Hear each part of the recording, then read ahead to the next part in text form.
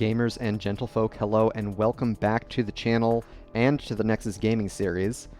I'm going to be your host for the evening, The Sound, and I am excited to bring a Division A matchup for your viewing pleasure. We're going to be seeing Came From Behind taking on Points Donation Squad in this best of 3 series. This is the 4th week of the series, but this is the 3rd week scheduled game for our two teams. Scheduling snafus, what are you going to do? A little bit of background on our two teams. Came From Behind definitely would like to repeat their regular season performance from last season. They were just 1 series short of undefeated last time around. So definitely hoping to get back in the swing of things as we get further into Season 19. On the other side, Points Donation Squad are a new team this season, but a lot of their members have played together in various different teams since about Season 14. They've played together on Cho'Ungal Rescue Rangers. They've played together on Trolls for Ire. Don't Die First Minute. So there is history here in spite of it being the first season as their Points Donation Squad formed team. We can take a look at the standings here. And this should be a close, tight race. We're tied up at 6th place with 5 points each. So we could very well get all 3 games played in this series. We can check out the battleground selection here to see where we're headed for Game 1. We're going to be going to Infernal Shrines, as selected by Came From Behind. Came From Behind opting for battleground selection after winning the coin flip. We had bans on Towers of Doom and Garden of Terror. For Came From Behind with Points Donation Squad banning out Baraxis and Battlefield of Eternity. We've got all the players in the lobby, so I'll let them know that we're ready out here in TV land, and we should be off to the races here shortly. For anyone tuning in, welcome, happy to have you. I am excited. I believe this is the 2nd series for Division A that I've had the chance to broadcast. And Came From Behind are no strangers to this division. They've been bopping in and out of Div A for at least the past 4 seasons. But their squad originally formed up back in Season 12 as Mean Old Men. The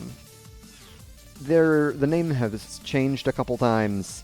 A lot of the roster has shifted in those, I guess, 7 seasons. But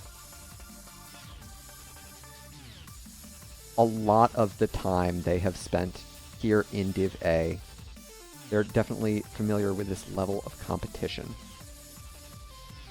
So let's get into the game for our first draft for Infernal Shrines.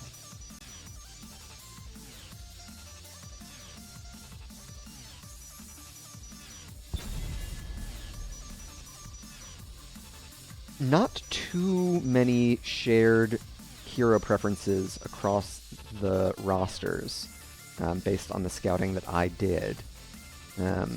So first pick, probably not as valuable in that regard when you're drafting past one another. It doesn't really matter if you've got the first crack at hero selection. It also could be that Came From Behind, their current read on the meta is that there are a total of 3 really strong heroes, and depending on how you ban, you stand to pick up a total of 2 of those strong heroes. Our first bands rolling in with Dahaka from Came From Behind and Garrosh for Points Donation Squad. As well as Stukov. Okay. And Anduin. So, first pick, generalist pick here. First thing that comes to mind for Infernal Shrines is Hogger. His ability to set up the infinite spin on the objective makes him a very potent hero for securing the Punishers. See if Points Donation Squad have a Hogger player. It's going to be Johanna instead. Makes sense. Another very strong hero, excellent on the battleground with her ability to group up shrine defenders for damage to secure them. There's Tychus Oriel.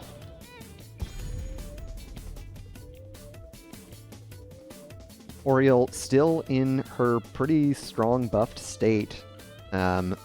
She is likely to see some nerfs. Those PTR patch notes are alluding to it as much. If you want to check those out, that's !PTR in chat. Next 2 picks here for Points Donation Squad. It's going to be the Orphea and Lucio.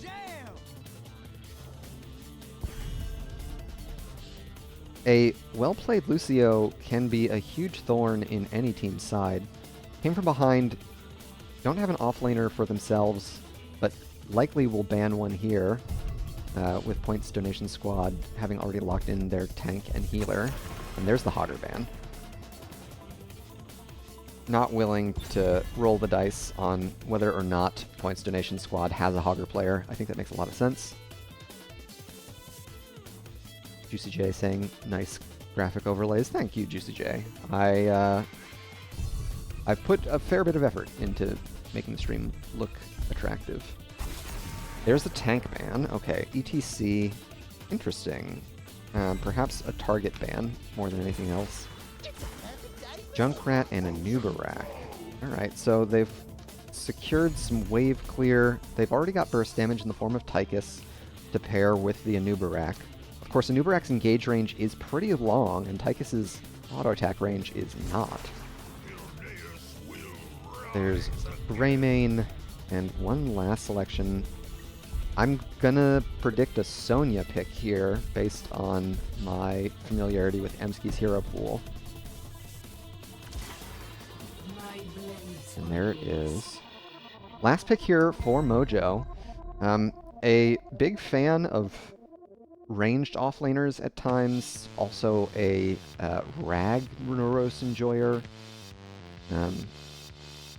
I would think Leoric might actually look pretty good into the draft Points Donation Squad. We'll see which way Came From Behind want to take the draft. Malthael. Alright. So let's take a look at our drafts as our 2 teams get through the loading screens. Tychus Malthael is a lot of percent damage. Johanna can mitigate some of Tychus's damage with her blind, since all of his minigun damage is auto attack based. Lucio's wall riding might suffer into Oriel's wall whipping. And they've got a fair bit of control for the Orphea. I do think Points Donation Squad have the stronger presence on the shrine, however, so it's not a clear-cut draft win for either team. So it's definitely going to come down to execution. We'll see which of our 2 teams can take it for Game 1. So let's load in and see how they play it all out.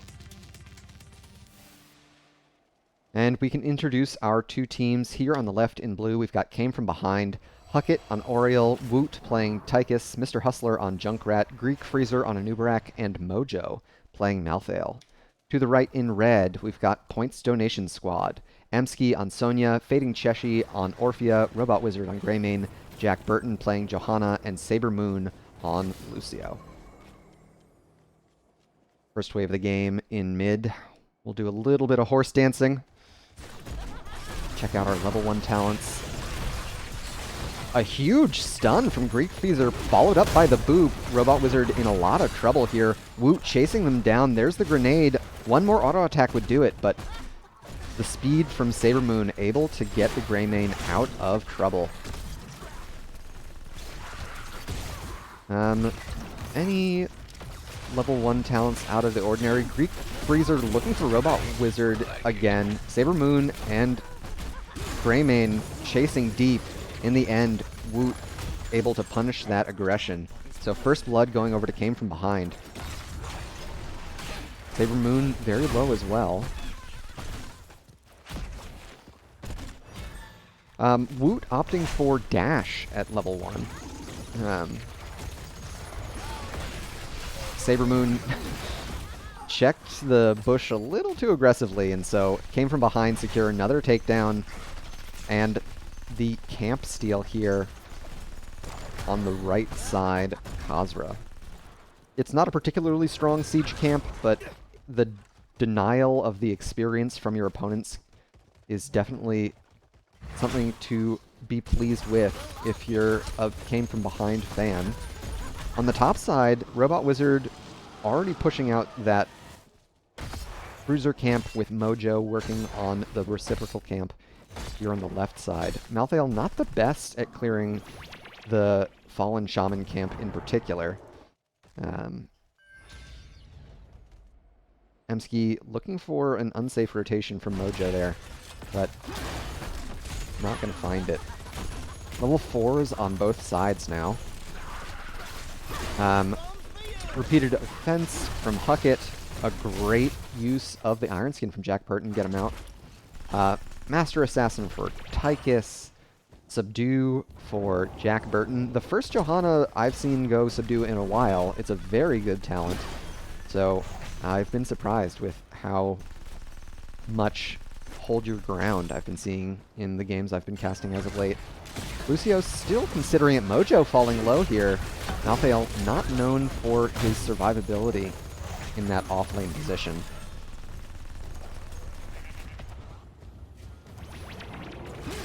First objective spawning in the next 15 seconds in bot lane. It's an Arcane Punisher.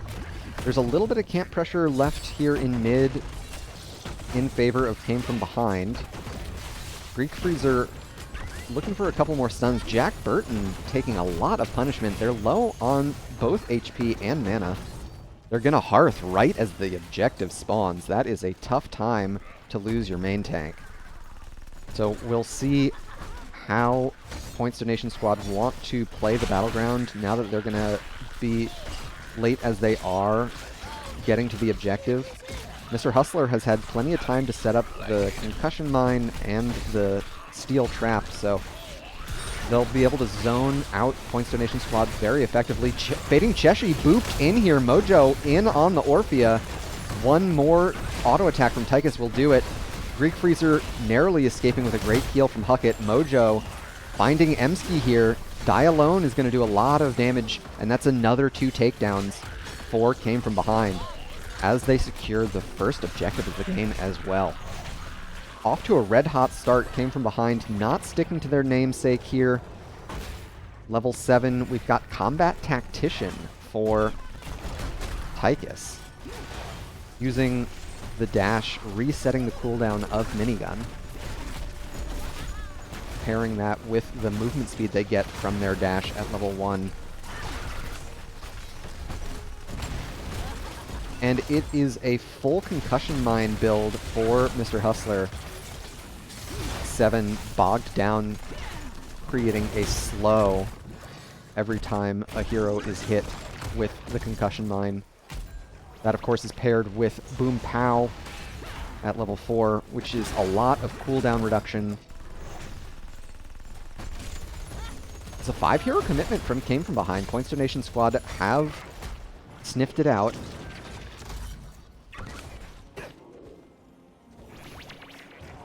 playing it safe now. I think Mojo dropped, yeah, Mojo dropped a whole wave of experience in top lane for that mercenary grab. Came from behind onto the bot camp again. With the front wall in bottom already taken out, this siege camp could apply more pressure. I would love to see Came from behind try and support it a little bit.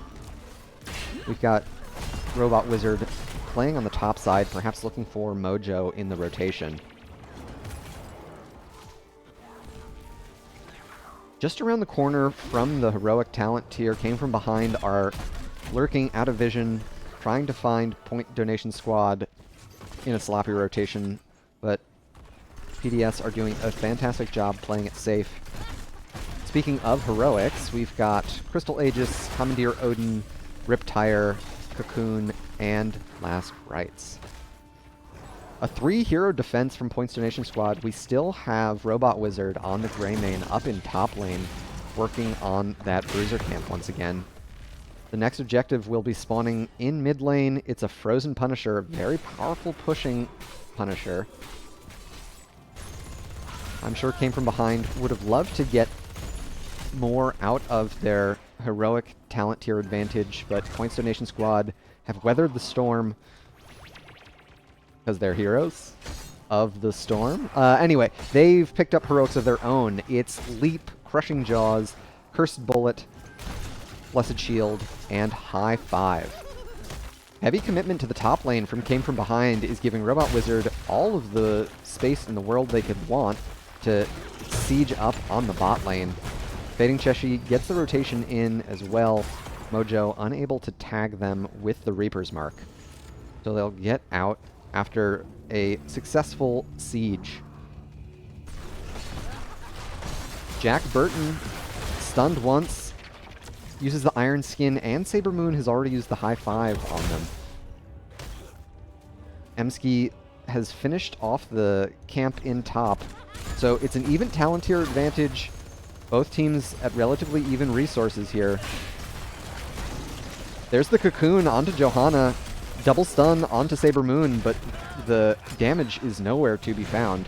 Jack Burton gets booped backwards. Mojo has the Last Rites for him, and that'll do it. Another takedown in favor of Came from behind. Robot Wizard in bot lane during that fight, pushing up one more wave to apply further pressure there. So this is likely another objective going over to Came from behind. Unfortunately, the boot follow-up to the Cocoon was a little bit too much for Johanna to contend with. I don't know that she had her Iron Skin available to her, which of course would make it a foregone conclusion that Junkrat gets the boop. Robot Wizard continuing to push here. Mojo's going to respond. They don't have Last Rites up again. Points Donation Squad doing a pretty good job staying neck and neck on the experience, just about a half level behind towards the next talent tier. There's Iron Skin down. Frozen Punisher's going to lock down this fort. There's the Cocoon once again. Stuns onto Robot Wizard. Greek Thieves are a bit too deep, however. They will fall. So it is a 1-for-0. Blessed Shield going out there as Robot Wizard makes the flank in. Leap does not connect. Mr. Hustler will draw the Riptire to try and dissuade any further chase, and this Punisher still about 50% HP, likely going to secure this fort here in spite of the quick takedown of Anubarak. Got level 13s on both sides. Unfettered Assault for Greymane. So a lot more Razor Swipes, getting a lot of cooldown reduction from each of their auto attacks. Holy Fire for Jack Burton on Johanna. I don't know anything about Lucio talents. Heavy Casters, that's the stun. There's the Burrow Charge away from Greek Freezer. Jack Burton gets booped, but no one ends up over the wall there. The 5-hero invade from Points Donation Squad net them that camp. And it didn't cost them a single heroic.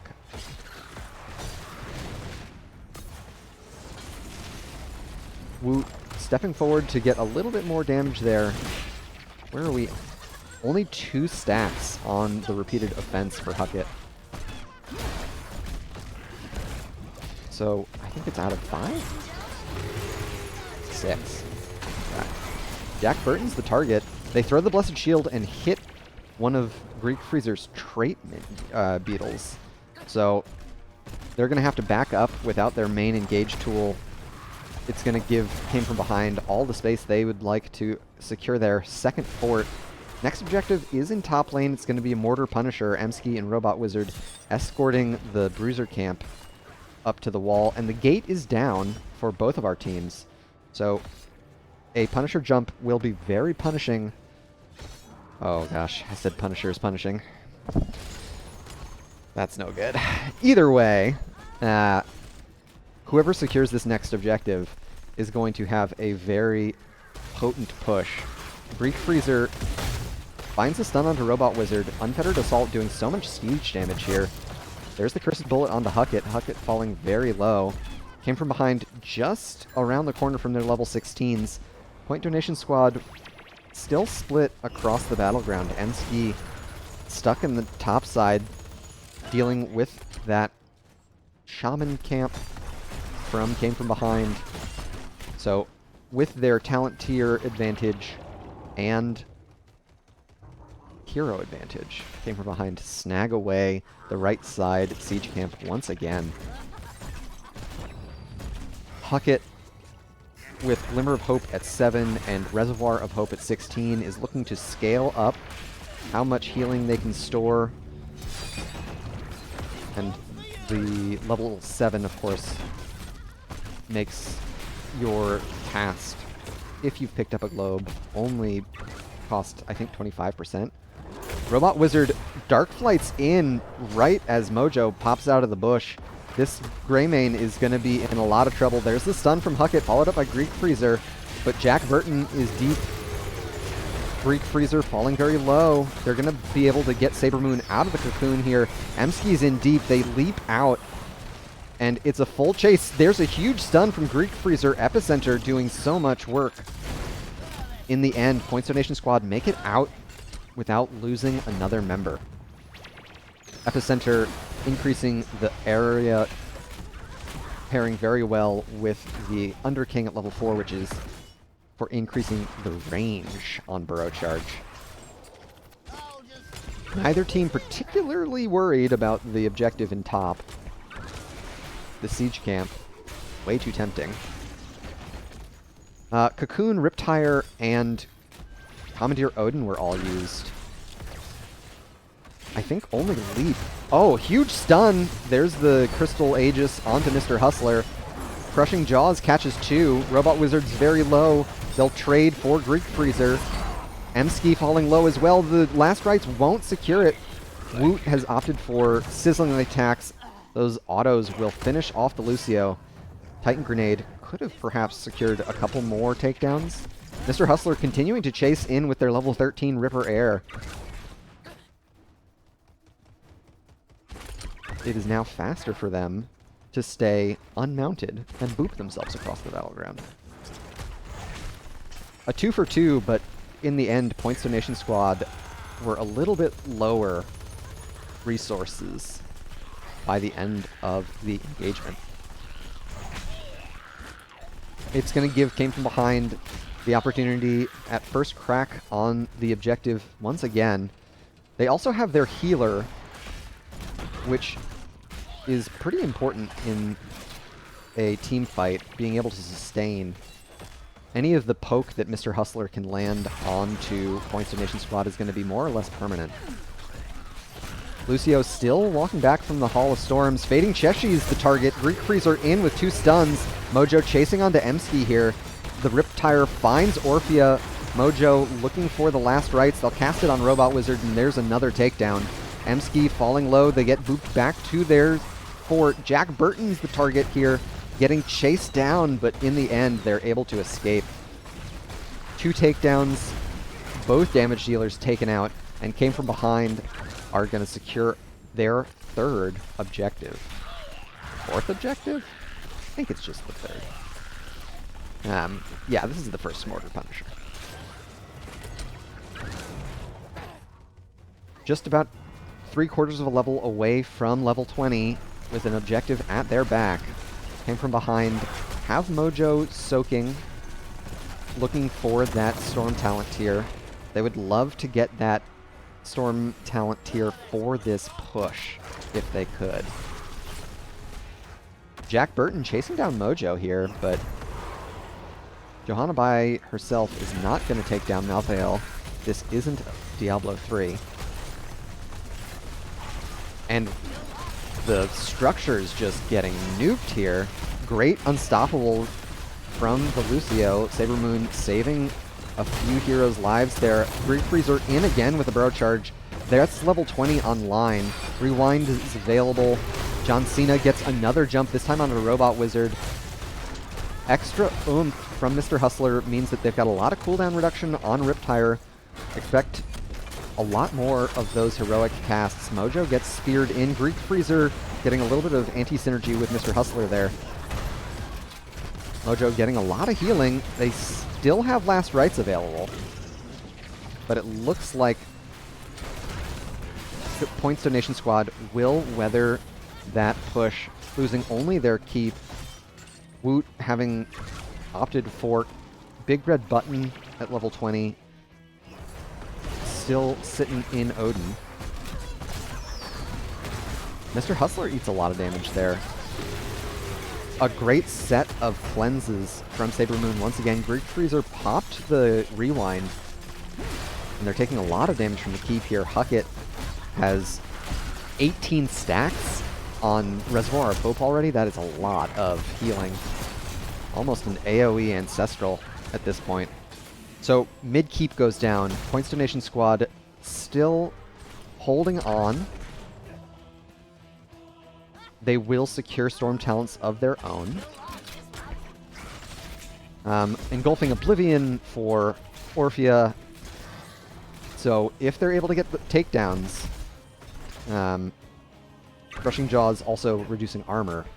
They're going to get many more casts of that heroic as well. Tooth and Claw for Greymane. Indestructible for Johanna. Probably a tech pick. Oh, Robot Wizard booped in. Sabermoon gets the Unstoppable. There's a great stun from Jack Burton. Oh, but they're falling low here. Sabermoon will escort everyone out. 50% heal reduction from the level 7 from Malthael. Touch of Death. So, Points Donation Squad secure that camp, but did not get any takedowns. Definitely not what you want if you're a Johanna composition. Blessed Shield not resulting in a takedown means that you have to play pretty passively for the next minute. Only 20 seconds for them now, but they've got a lot of pressure in top and mid lane, both 2 catapults, as well as a siege camp and bruiser camp. Greek Freezer and friends able to get siege done on the bottom keep thanks to the trait beetles. And they did go beetles at 1. Blessed Shield's back up. Emsky chasing in here. There's the stun onto Greek Freezer. Jack Burton falling very low. I don't think they survive this. They'll get the well tap. Huge leap in from Emsky, but Woot is just on the side, shredding through the Sonya HP. Fading Cheshi has fallen very low, and this Lucio is gonna fall after a great boop. The Concussion Mine follow-up to the Cocoons has been really deadly. Robot Wizard found once again with the Burrow Charge. And we've got all of Came From Behind connected on the core. Both damage healers from Points Donation Squad are up. So they've got the tools they need to weather the storm, but so much Oriole healing, up to 27 stacks. Oh my gosh, that is so much healing. And so this is going to do it for Game 1.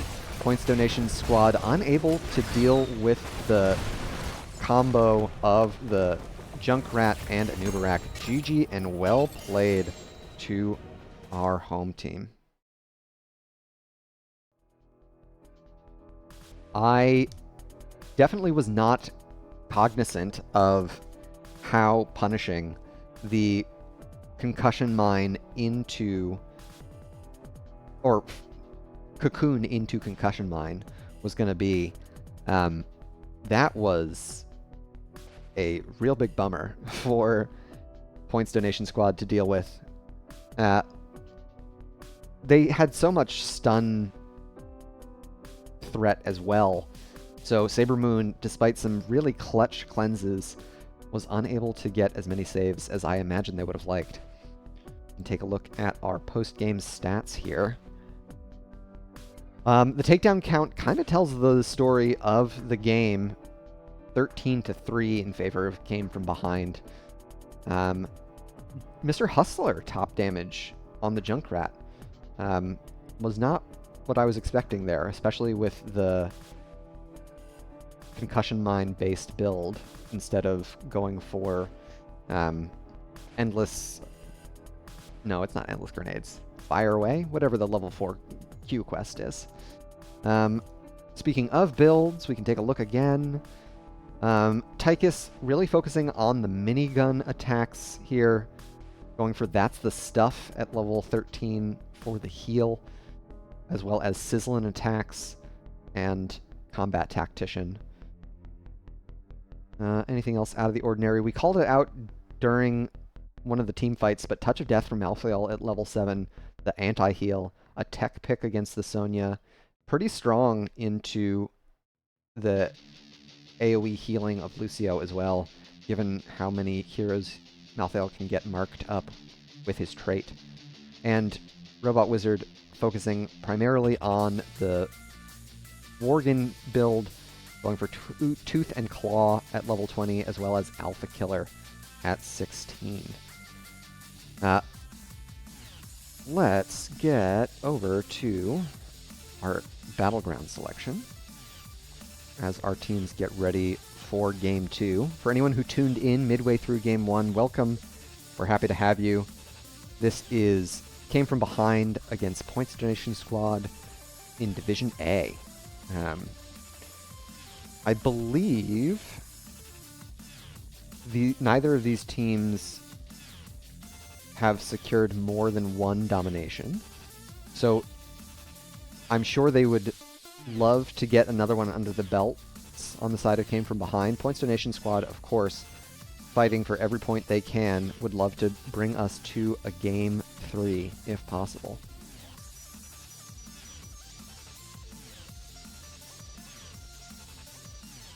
And we should be into our second game here shortly. I'll be interested to see if Points Donation Squad opt for first pick or Battleground selection.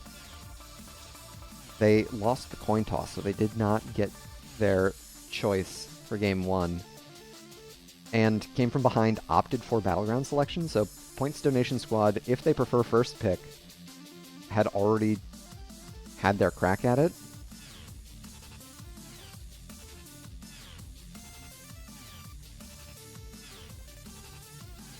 Speaking of, what Battlegrounds are available? What might we see? The teamfight heavy map that we just saw would lead me to believe that if Points Donation Squad are going to pick a Battleground, they might prefer something a little more macro-focused, so we could see a Cursed Hollow or a Sky Temple. And we do have a lobby up. Okay, it looks like we do have Points Donation Squad opting for Battleground selection. And they've opted for a large Battleground, but not the ones I was expecting. Still, Alterac pass a pretty macro-heavy Battleground. It comes down to finding opportunities for split pushing a lot of the time, sneaking bosses if and when you can. And, of course, always getting the Null Camp out whenever it is available for capture. Every 90 seconds, having your best camp clear is a huge important part of being successful on Alterac. Midfort's ability to control both the objective spawns make any sort of progress you get sieging that down very valuable. Looks like we've got all of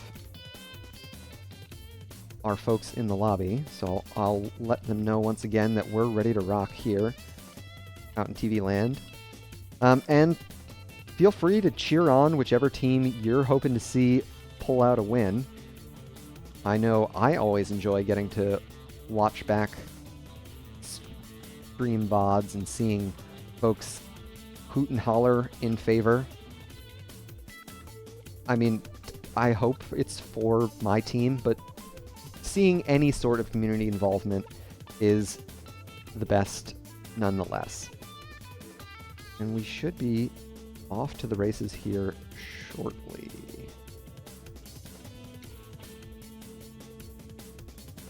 I'm going to be curious if either team adjust their draft approach. We see the first ban, Dahaka, came from behind yet again.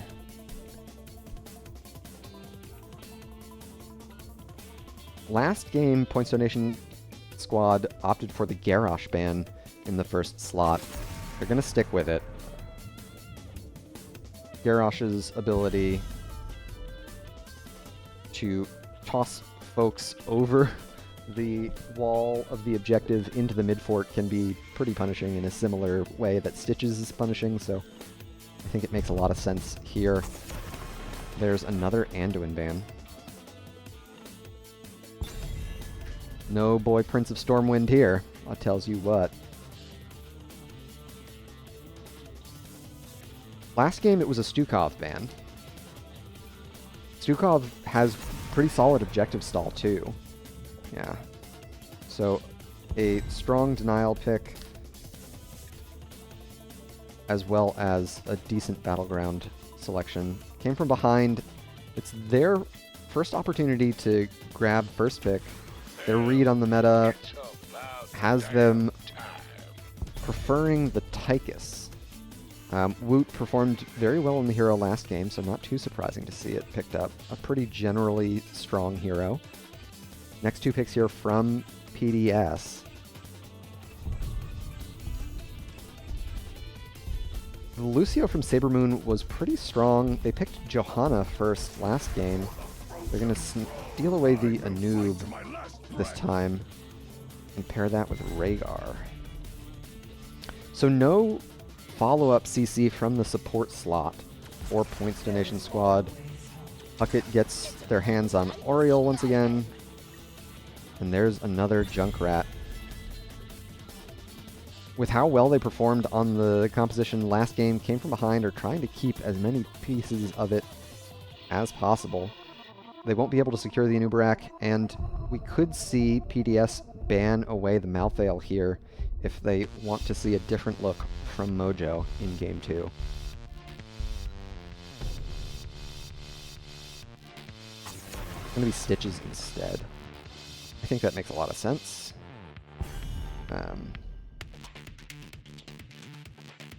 As mentioned, he's a scam hero. Oh, there's the Medivh ban. Okay. Medivh is a hero that PDS have shown thus far this season. And really warps how the game is played, so not so confusing to see it banned out there. We'll see what the next two picks are for PDS. I'd expect to see an offlaner here. And there's the Zagara.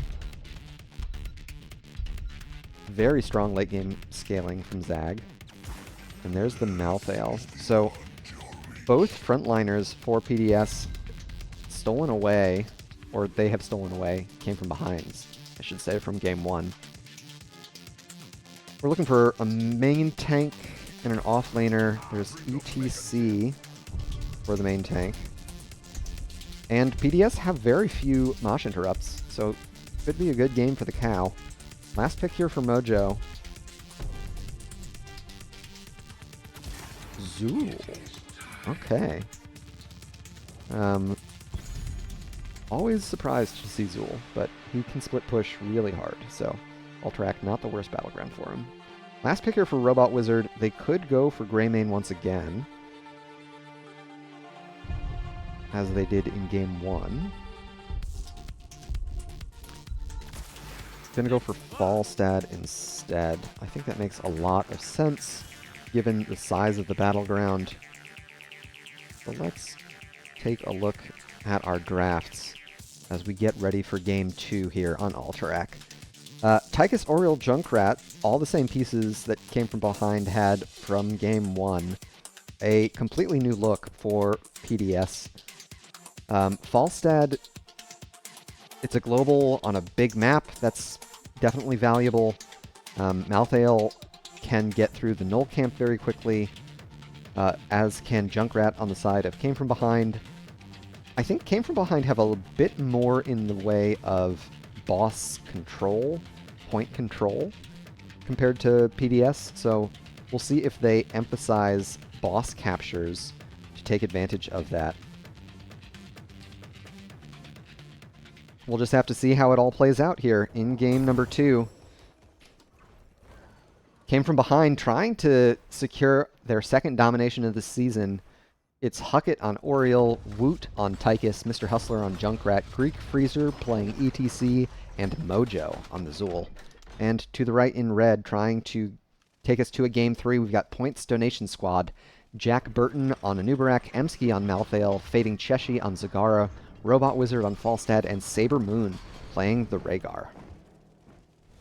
An immediate fly in from Robot Wizard to get their first few stacks. Oh, no, I'm sorry. They chose Dishonorable Discharge at level 1 rather than Gathering Storm. Greek Freezer gets the stun. There's the immediate follow-up from Mr. Hustler and Mojo. Robot Wizard trying to get a few of their stacks. Zool will go down. Emsky in deep. That's going to be first blood for both of our teams. Another boop from Mr. Hustler. Robot Wizard in trouble here, but Saber Moon's got enough healing to get him out to safety. Fading Cheshi doing a fantastic job getting all of this creep spread out here in mid lane. ETC also opting for a quest. Greek Freezer trying to collect globes to finish off Prog Rock at level 1.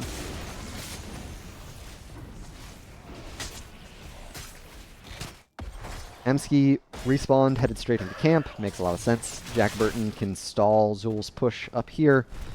Came From Behind, send 3 heroes to get through this null camp. So they're going to finish a little bit sooner in spite of starting a little bit later. Saber Moon already out of mana. And it looks like a 4-hero commitment down to the bot lane. Fading Cheshi saw Came From Behind coming, thanks to their creep. Able to escape with move speed as well. Of course, the 4-hero commitment to the bot lane means that Came From Behind did not support their Knolls at all. Points Donation Squad get a free clear. Robot Wizard looking for a few more stacks, up to 5 now on Dishonorable Discharge, as level 4s are locked in for both sides. Repeated Offense once again. Master Assassin. And Jailers at level 4 for Mojo. Speed Metal for Greek Freezer. Okay, very cool. Budget Lucio. Fading Cheshi, left unattended here in bot lane, is getting a fair bit of siege done. Came From Behind have been unable to find a reciprocal amount of damage on the mid-fort wall. Medusa Blades as well, yeah. Fading Cheshi looks like they're building into a more split push focused build.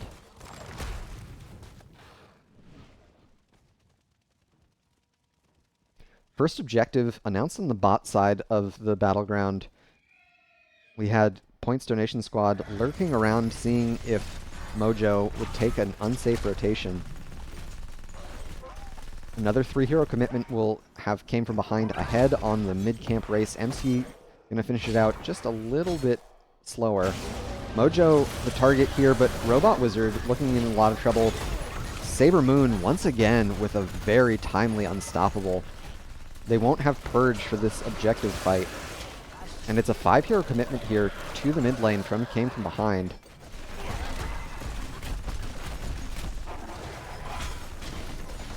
Very brave of Saber Moon to bite in there. Oh, a great whip from... Oh, Robot Wizard sneaks away with the barrel roll. Mr. Hustler with Boom Pow at level 4 once again. He's definitely going to keep fishing for those concussion mine grabs. Already onto the fort in bot lane. Fading Cheshi has made a lot of progress in this push. Mojo taking a lot of damage here. Robot Wizard connected. One more Q. Oh, sub 100 HP. Jack Burton chasing him down with the Trait Beetles. And that'll be the first takedown. Of course, that heavy gank commitment gives Came From Behind free reign over the objective pit. Fading Cheshi was able to get a couple stalls there, but I don't think they're going to be able to dissuade Came From Behind from getting away from this. Just 10 seconds left on this objective channel. Came From Behind are going to play it safe and back off here. Robot Wizard trying to get more of these level 1 stacks. There's the stun from Greek Freezer. And Woot is connected with the Q. Alright. Everyone's surviving. Mojo heading to the top lane. They haven't shown just yet.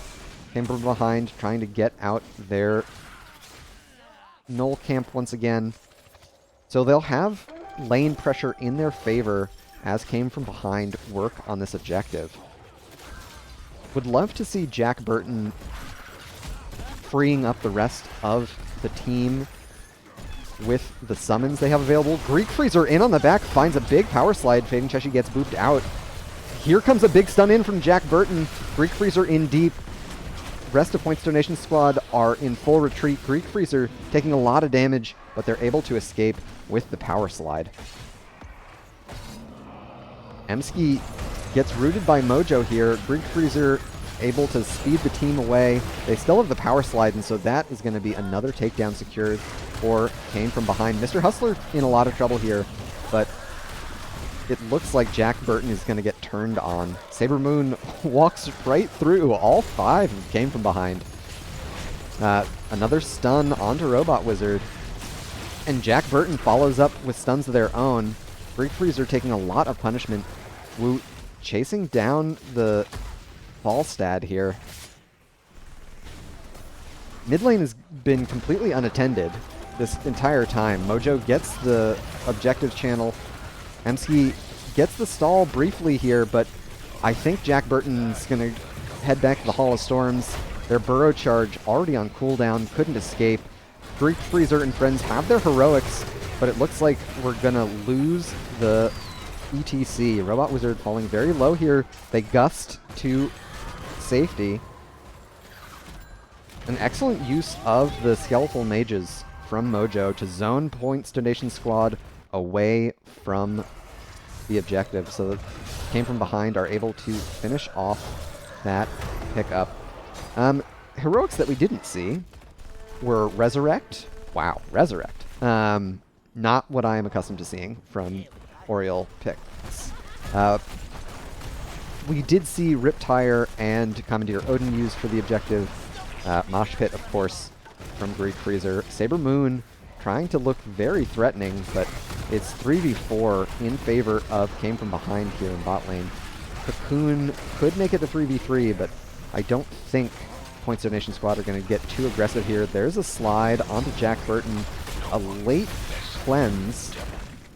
Greek Freezer still has the Mosh Pit available.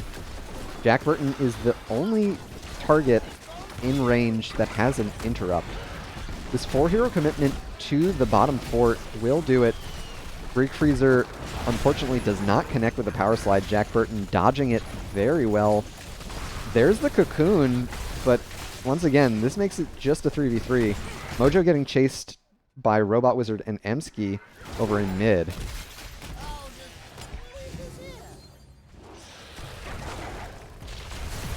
Jack Burton burrow charges in, and they're likely to fall. A great Ancestral saves them. Robot Wizard in deep here. A Gust following up the last rites was used. Emski has everybody marked up now. Greek Freezer low, as is Mojo. They don't have any sustain out of combat, really. There's the Resurrect onto Mr. Hustler. Saber Moon bites in. Robot Wizard could get connected here. Oh, a huge chunk of damage onto the Falstad, and auto attack from Greek Freezer will finish it up. 6 takedowns to 4 in favor of Points Donation Squad. Experience pretty even on most other stat lines. Just the hero experience is what's given Points Donation Squad their advantage here towards the next talent tier at level 13. Both teams falling back and taking care of their Knoll Camp Mojo, reminding Fading Cheshi that there is a Zool present. Robot Wizard flies in, but the landing reticle gives away the Gambit. A set of stuns and a boop. Greek Freezer is going to be able to walk out to safety thanks to their level 4 speed metal. Piercing Lash? Yeah, Piercing Lash for Huckett. Able to stun multiple targets now. That's the stuff for Woot. Greek Freezer getting the Mosh. Oh no, everybody walks into it as well. Emski's low. Jack Burton's pretty healthy. Greek Freezer's going to be the one to fall, however. We'll see if they can clean up the Tychus as well. A boop puts Robot Wizard in a tough spot. Woot is in deep. There's the Gust. Emski doesn't have any heroic tools available. Fading Cheshi rotating in here to join the squad. The Devouring Maw catches none. Robot Wizard able to barrel roll over the wall to safety, but Mr. Hustler can chase with the level 13 Ripper Air. Booping themselves in and right back out after securing the takedown.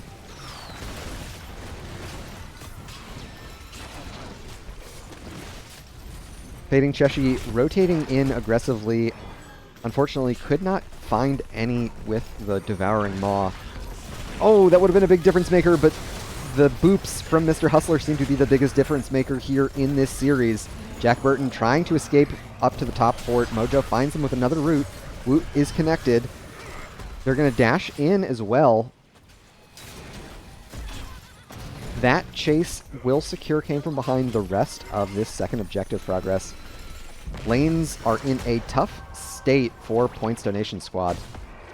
Bot fort went down, of course, so this wave has been pushing passively in Came From Behind's favor. Looks like they're going to focus their efforts on mid lane now with another 4-hero commitment.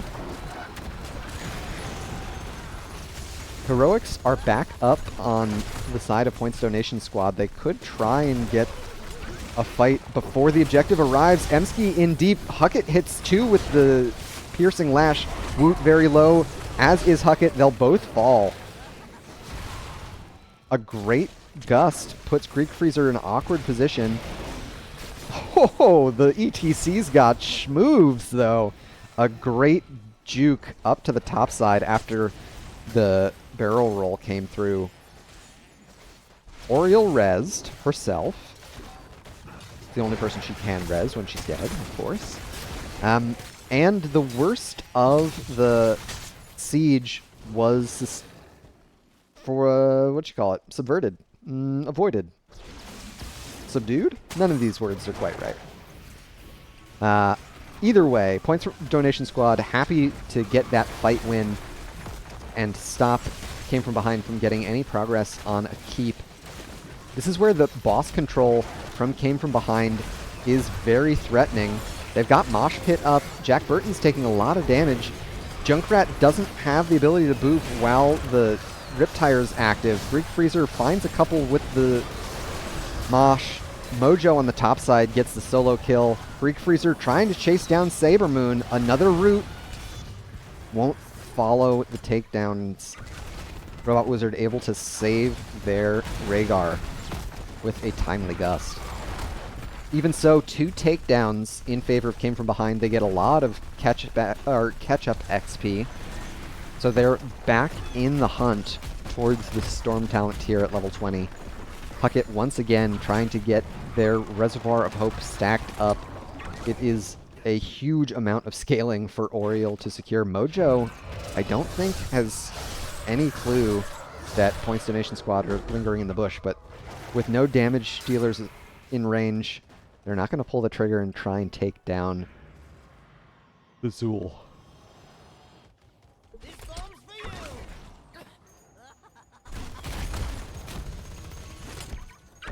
Came From Behind, pushing out waves, trying to get as much vision in their favor as possible before this next objective round. Zool is showing top, and so Jack Burton and friends are rotating in. Zool looks like they're pretty safe. Jack Burton's going to have to burn the cocoon if they want this takedown. Robot Wizard will get the Gust instead. Mojo able to escape most of the damage thanks to the Bone Shield trait. So a heavy commitment, Gust, and a full rotation from Points Donation Squad ends up netting no takedowns. And without Gust, I don't think they can realistically try and contend with this top boss.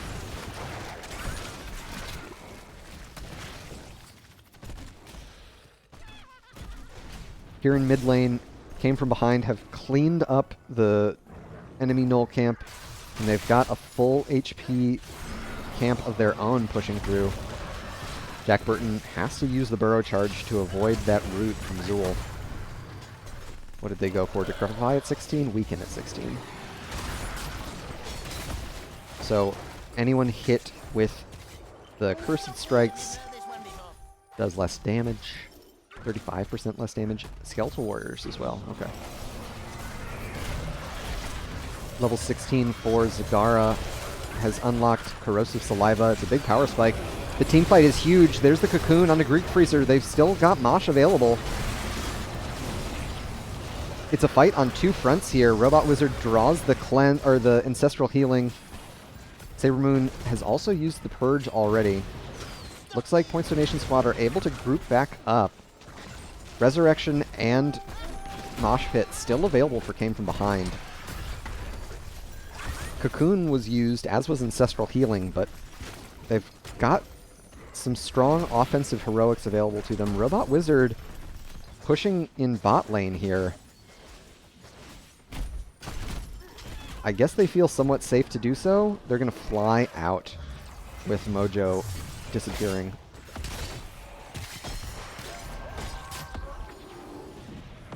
So the hero experience continues to favor Points Donation Squad, but the passive XP is really coming in clutch for Came From Behind here.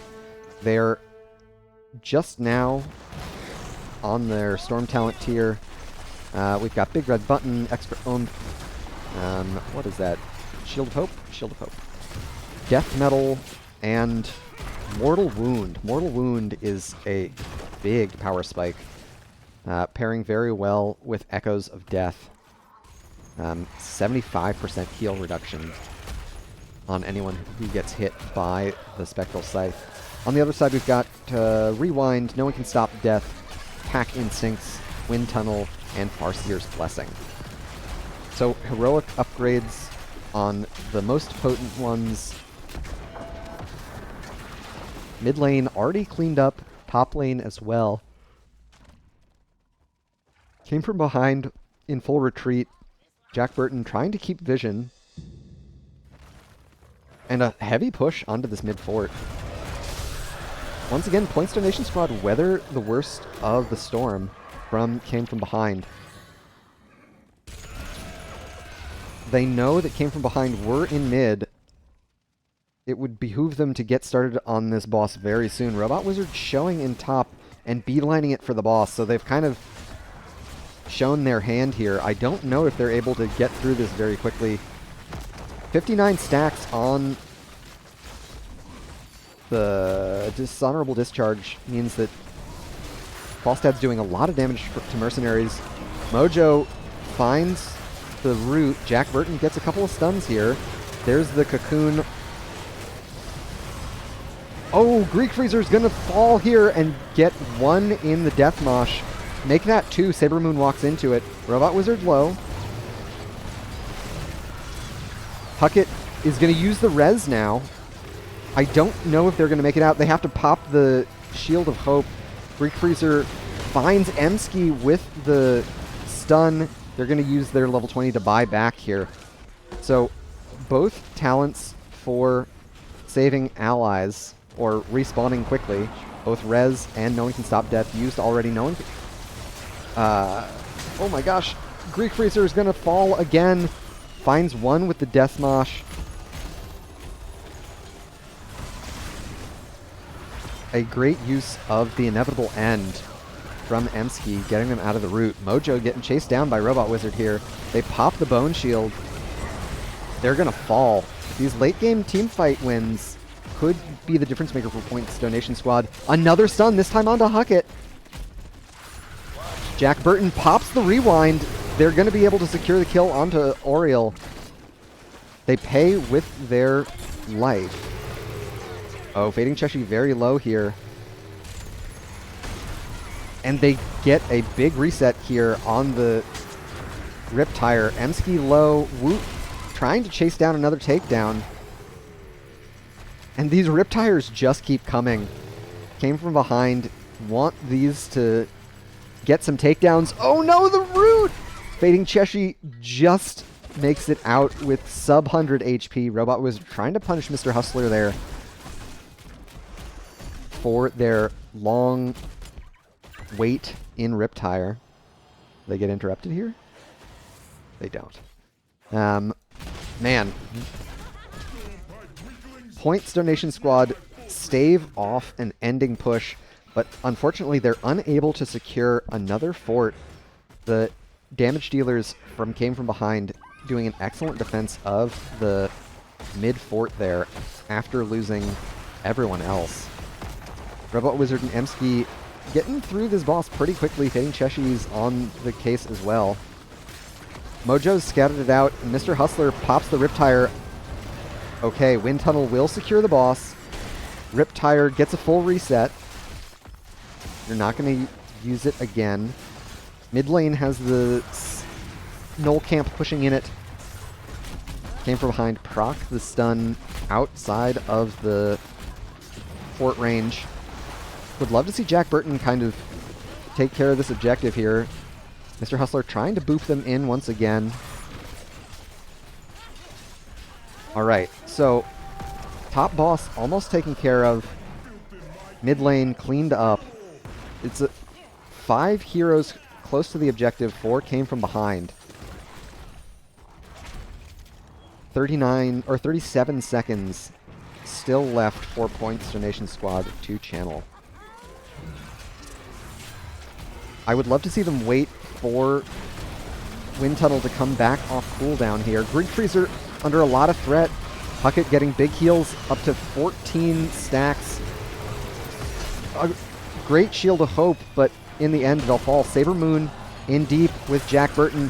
Oh my gosh, Robot Wizard in a lot of trouble here. They have to burn the Gust to try and save themselves. They won't make it, however.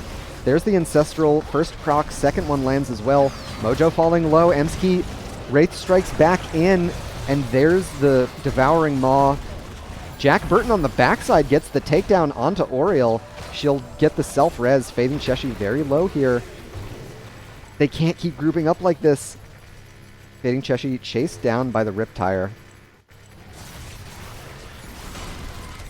And they'll get 2 hits. So, just 10 seconds before the next Riptire. One stall from Jack Burton. They're not going to pull it. The stuns come out. Woot healing up with the level 13. That's the stuff. The Last Rites does not connect with the correct target. Jack Burton very low here. I don't know if Mr. Hustler was aware. They do have Riptire available.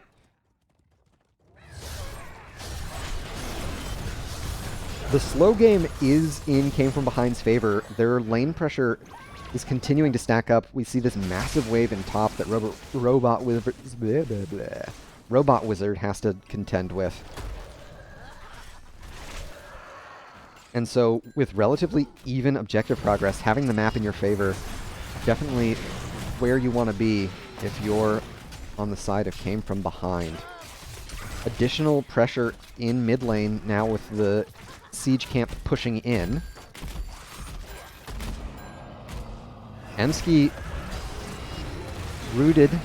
They'll escape with their inevitable end, Cleanse. And this is where having their structures is really coming handy for came from behind. Mojo trying to chase very far, commits the heroic. We see Riptire and Commandeer Odin as well. Riptire only connects onto one.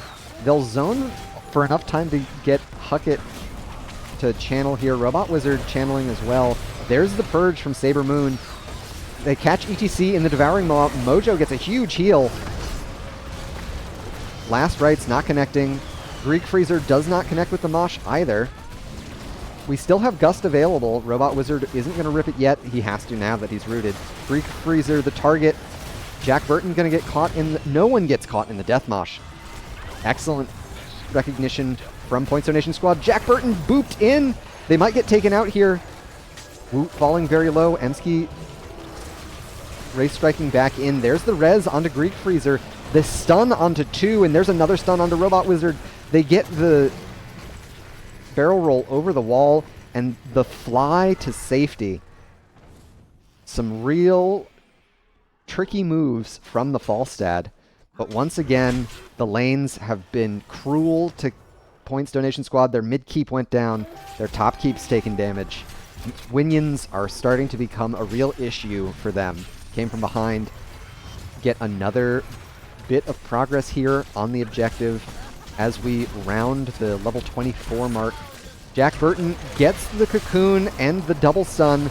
A great set of heroes to get caught in the wind tunnel here. Huckett still pouring out lots and lots of healing. Woot very low, Emski very low, Mojo very low. Jack Burton has to escape. Emski is likely going to go down here. They trade 1 for 1. Malthael buys back. There's 2 for 1. And they got 3 for 1 now. Woot the target next. Oriel does not choose to res here. Greek Freezer getting chased down by Robot Wizard. They've finished off Dishonorable Discharge. One more zap. Oh no! They get caught in the mosh and die to minions. Oh, that's costly. That's a big bummer. I would love to see Fading Cheshi start pushing while they've got this power play on the field. They do not need any more than 1 hero to finish off this objective channel. Top keep went down, so minions can absolutely finish the core here on Alterac once all of those armor plates get taken off. The core will heal back up if it's allowed to, but it's taking a lot of damage. Robot Wizard isn't responding for another 15 seconds or so. Emski and friends trying to get this boss done, but Saber Moon knows that this could be the end push. Looks like they're able to save it in the end. Emski eats the stun, Jack Burton, and they don't have the Falstad here. Oh no, are they going to be able to take care of business? Okay, the Devouring Maw, Mojo's in a lot of trouble. They'll get the takedown onto Malthael, and there's the takedown onto Zagara. Robot Wizard in deep. Gets the takedown onto 1. Mr. Hustler in deep now. They'll fall to Saber Moon. Robot Wizard already used the Gust. Jack Burton already used their stuns as well. Greek Freezer taking a lot of damage here. They're trying to get in range for the Death Mosh, no doubt. They know if they get these takedowns, Robot Wizard rooted now and caught in the Death Mosh as well. Whew. I would love to see them try just push to end. I think they could. Instead, they're going to hearth back. The objective is potent. Mid is all but spoken for. Boss is pretty healthy in top lane, but there's no minion wave behind it. So Core still very healthy and has both of those plates. Man, I think Came From Behind missed an opportunity here to end the video game.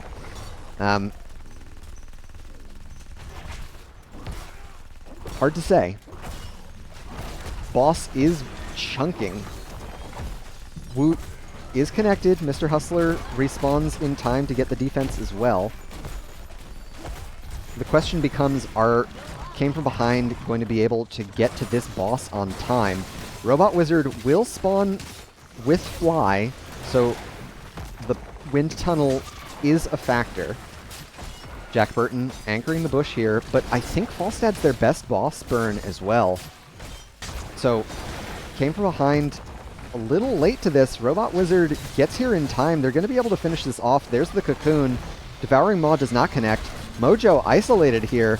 I don't think they're going to be able to survive. Huckett able to save their life. Huckett's Oriole showing up big for Came From Behind in both games 1 and 2. I think Came From Behind get through this boss before it does any damage to the keep, especially with Big Red Button online. Yeah, already down below half HP. So in the end, it's more of a denial than anything else. Although, a couple hits here. Just one, in fact. Woo.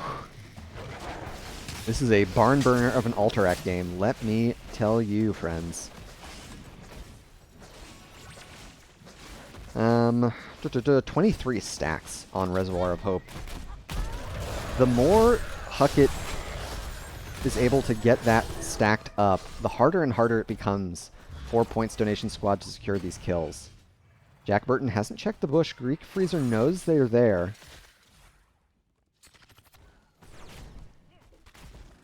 Lane pressure is even, but, I mean, in a theoretical sense. Top lane, however, heavily in favor of Points Donation Squad right now. It is a massive wave. How many Reavers have they got? They've got 4 Reavers as well? Ooh. Yeah. PDS are going to have to respond to that. Robot Wizard dissuading any aggression from Came From Behind just by pressing his W key. MC's going to think about pushing out a bot wave. Does not. Jack Burton gets rooted, and now they're booped in. They're able to Shadow Charge to safety. Lots of posturing here.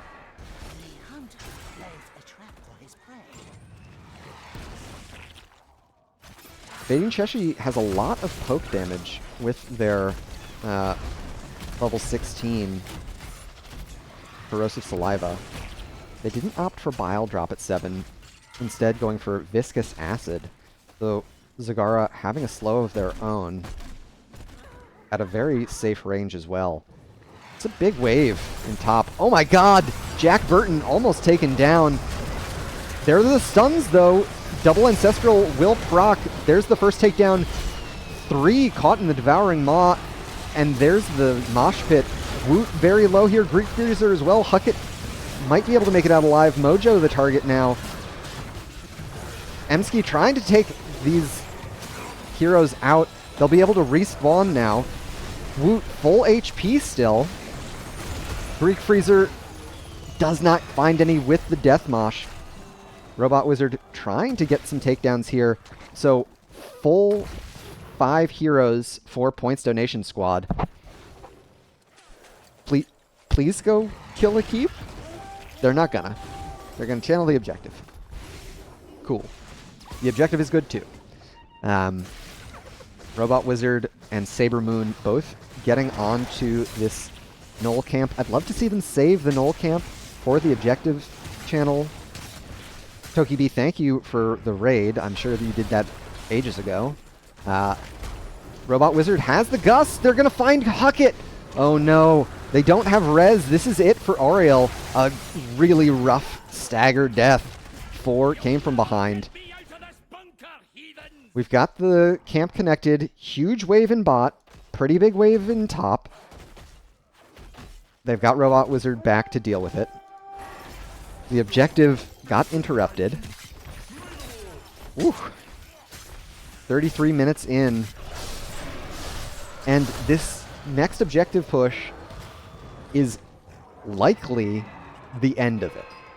I don't think Came From Behind can withstand this objective push, even if they get a full team wipe of Points Donation Squad. Of course, the waves still pretty heavily in Came From Behind's favor, so it might not be the end in the current map state. Woot meeting this mid lane objective really far out in lane. Jack Burton finding the flank in from bot. Huge stun onto Ford. They pop the rewind as well. Mr. Hustler very low here. Robot Wizard gets the gust onto the Junkrat. Mojo caught as well. Woot dead. Huckett low. Mojo and Greek Freezer on an island. They've got the mosh pit. They're going to use it. Catching one. Oriole falls. So does Zool. And with that 5-hero wipe, Points Donation Squad secure the victory, and that will do it for Game 2. GG and well played. We are headed to Game 3 for the series after a grueling 35-minute Alterac. What a series. Huge plays from both teams there.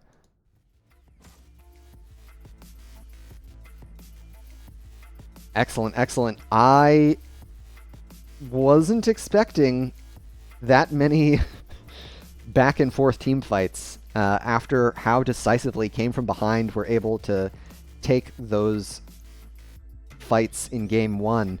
But Game 2 is a very different story. Points Donation Squad, Jack Burton on the Anubarak in particular, I want to shout out, finding lots and lots of really excellent engagements, especially after 20 with their rewind.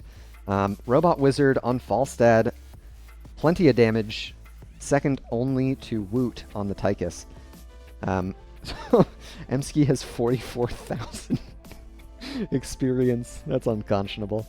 35-minute game is going to have some padded stats. 7 deaths from Alphael, thanks largely to their No One Can Stop death at 20, a free respawn. Any other talents worth calling out here? It was the W build from Robot Wizard. Having played on a team with Robot, I have to assume that that was a misclick level 1 talent. Usually a Gathering Storm enjoyer.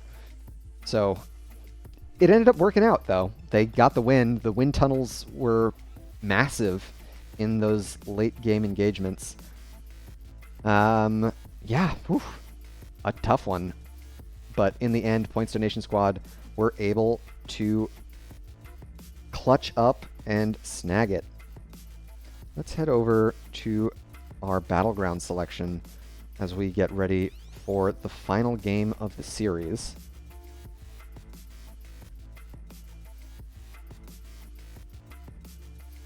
And for all those who came in on the raid from Toki-B, welcome. Happy to have you. We're taking a look at Division A. It's Came From Behind taking on Points Donation Squad. These teams are tied for 6th place currently. Very evenly matched, as we can see. And we'll see where we're headed for Game 3.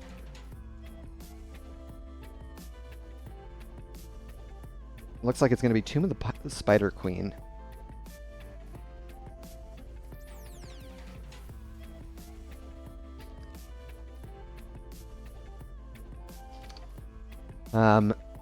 I think that's going to favor Came From Behind, given their teamfight prowess. The Junkrat, in particular, has been very effective for Came From Behind as well, and he's particularly strong on this battleground.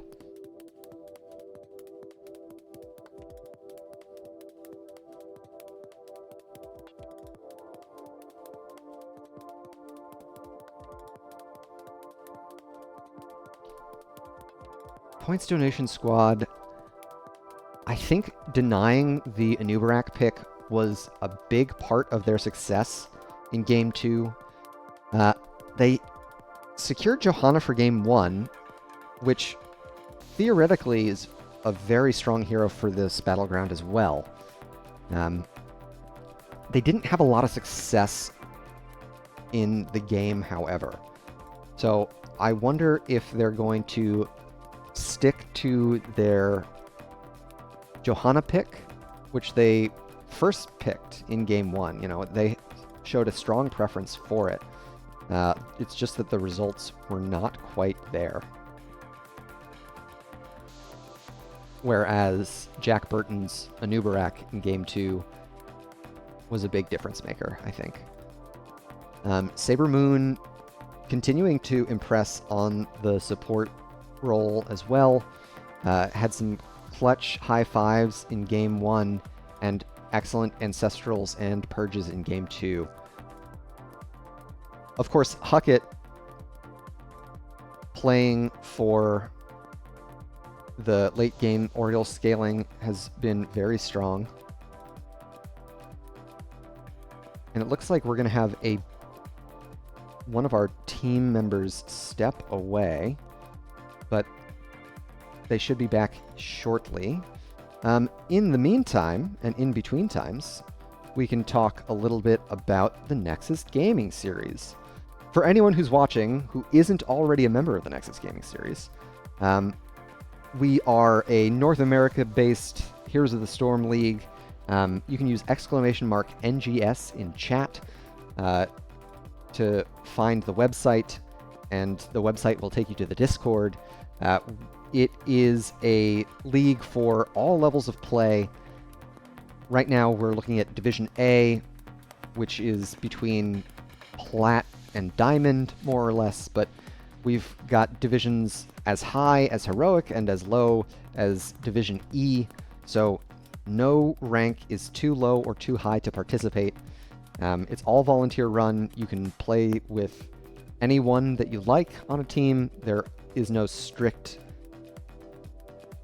MMR band that people have to be within to participate. It's a great organization. I'm a big fan of participating both as a broadcaster and as a player. So if you're not a member yet, come check us out. We're lots of fun. We won't bite. I have a promo video on my computer, but I haven't worked it into my broadcast setup yet. But you get the idea. You heard the spiel.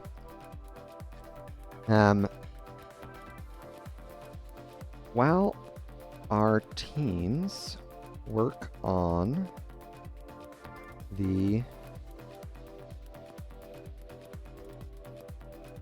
family stuff they have to deal with, let me see if there's anything else I can showcase for y'all. Well, we can take a look again at the current standings for the division. Once again, we can see our two teams tied for sixth place. They've both secured a single domination thus far this season.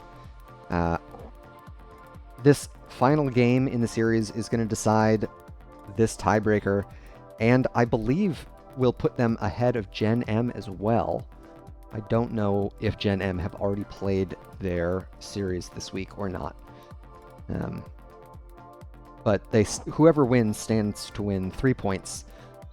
So they will be in the 5th place position, assuming tiebreakers aren't that weird with Gilly Shark at Bingo Night. Excellent, excellent.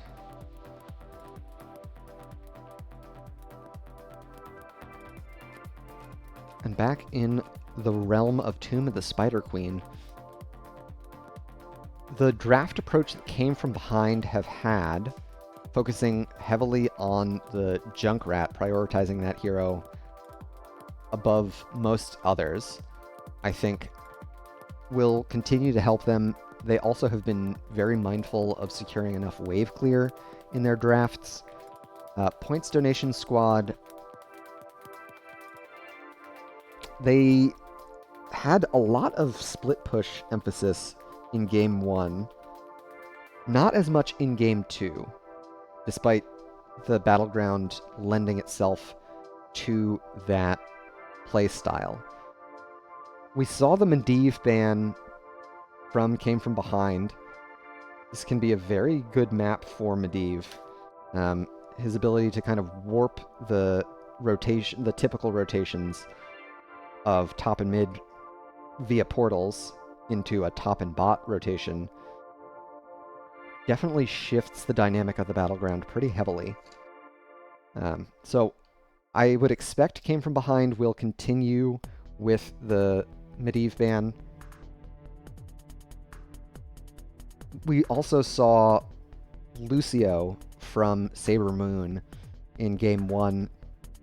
It will be equally as potent here on Tomb of the Spider Queen. Once again, all about speeding up those rotations. Lucio also really good at interrupting an enemy's rotations as well.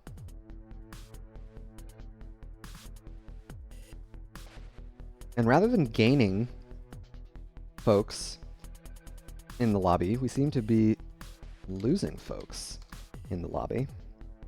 That's a little bit of a bummer.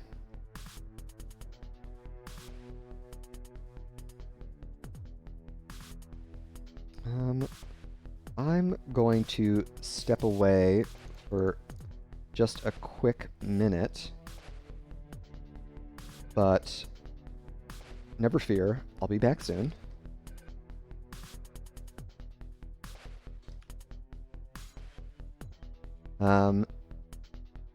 Don't do anything I wouldn't do without me. You know what I mean? You all know what I mean. I'll be back.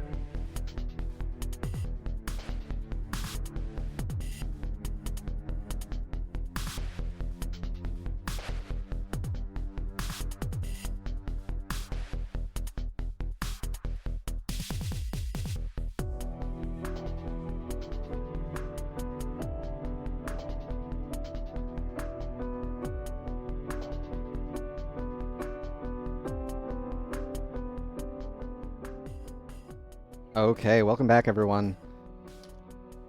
We've got both of our teams ready. Everyone's taking care of their IRL business, so we should be off to the races for Game 3, getting into the draft for Tomb of the Spider Queen. Appreciate your patience while everyone got everything sorted out. We'll see if we don't get another 35-minute game here for our series. It's been Garrosh Stukov in the first slot for PDS. Both games 1 and 2.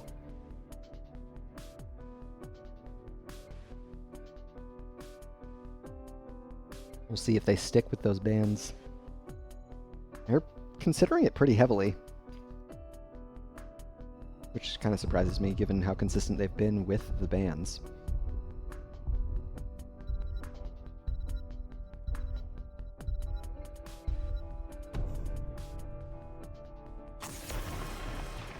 Alright, there's Garrosh.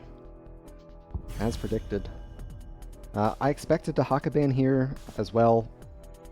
Both teams sticking to the same game plan at the first stage of the draft.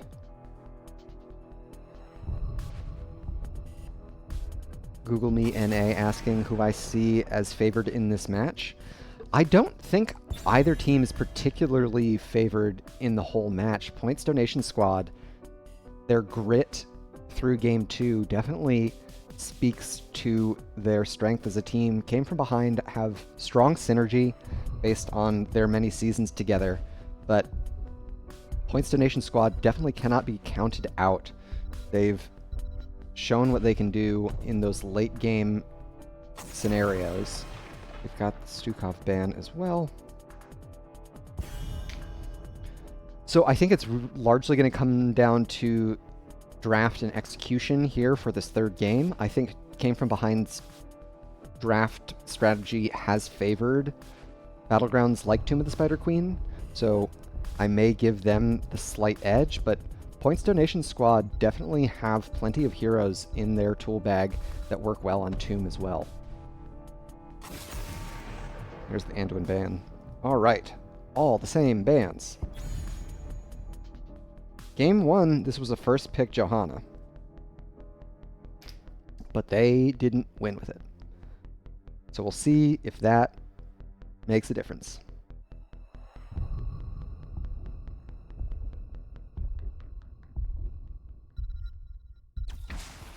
Yeah, they're going to stick with the Anubarak first. Although, I don't know if picking Anubarak first makes sense, but both teams performed very well with the big beetle boy. There's Sonya for Greek Freezer and Malfurion. So a completely different look on the side of Came From Behind. Points Donation Squad could look to snag some more. Ah, Bella is in this game. Okay, so Came From Behind has a substitution. That might be why they're changing around who we see. Lucio and Kel'Thuzad. Okay. A Robot Wizard classic. The soft cleanse from Malfurion not going to be super useful into Kel'Thuzad's displacement. Next ban, I thought it might have been a Bendiv before the draft started, but now it's going to be the Falstad instead. Points Donation Squad, they've banned ETC and Stitches, games 1 and 2. If they don't like playing into Stitches, I think this is a perfectly reasonable time to ban Stitches as well. They are a scam hero, and I don't like them. And also Came From Behind have the follow-up CC with the Malfurion route. Going to be Deathwing ban instead, targeting Bella.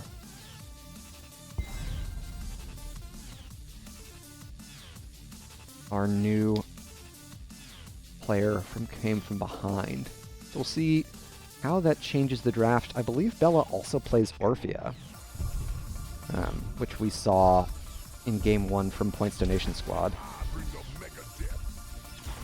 ETC Greymane. Okie doke. Greymane definitely strong into the Anubarak. A damage and off lane needed on the side of Points Donation Squad.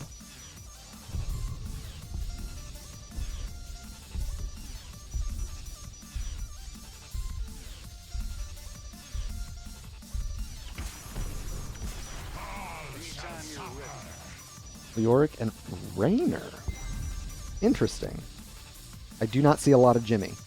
Last pick here, one more damage from Mr. Hustler. It's been a lot of Junkrat. I'd be surprised if it weren't Junkrat. Our man loves Junkrat. And it's a good battleground for it. And the draft doesn't look particularly bad for it. Okay, they're the Medivh pickers this time around. Interesting, interesting. Let me get my graphics all ready for you as we get into Game 3 on Tomb of the Spider Queen. Alright, for all the marbles, game... Oh, it's not Game 1, it should be Game 3. Okay, Sonya, Malfurion, ETC, Greymane, Medivh. Medivh definitely solves the survivability problem, pairs well with the Malfurion. Anubarak into double support is not super well favored. Medivh also deals with the Kel'Thuzad pretty well. Leoric's Entomb is not as valuable. Yeah, I think this is a pretty decisive draft win in favor of Came From Behind. We'll see if the execution is there as well as we finish off this series here in Division A. We can introduce our teams once again and for the final time. Here on the left in blue, we've got Came From Behind. Huckett on Malfurion, Bella on Greymane, Mr. Hustler on Medivh, Greek Freezer on Sonya, and Mojo playing ETC. To the right in red, Points Donation Squad. They were able to claw victory in Game 2, and they're likely looking for another repeat performance here. Jack Burton on Anubarak, Emsky on Leoric, Fading Cheshi on Raynor, Saber Moon on Lucio, and Robot Wizard playing Kel'Thuzad. Emerald Dream for Huckett. Wind of Celerity? Rather than Portal Mastery for Mr. Hustler. Ace in the hole. There's the stun onto the Medivh. They popped protected early. Mojo getting the power slide onto a few.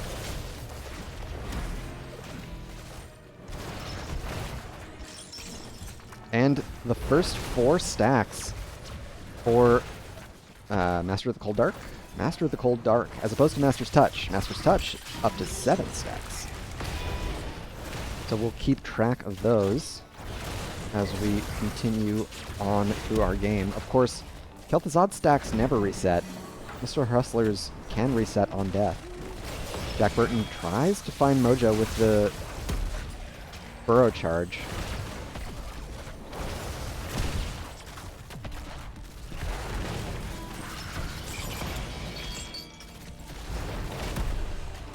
It's just a brawl in top lane. Mojo slides in. They're very low. Saber Moon low as well. The chains do not connect. Bella in a lot of trouble. And it looks like Points Donation Squad will get out to safety. Mr. Hustler has got to be pretty happy with this constant fighting. Already up to 24 stacks. Saber Moon very low. Another power slide from Mojo, putting Lucio in a compromising position. Checking in on mid lane, Emsky's beaten up on Greek Freezer a little bit.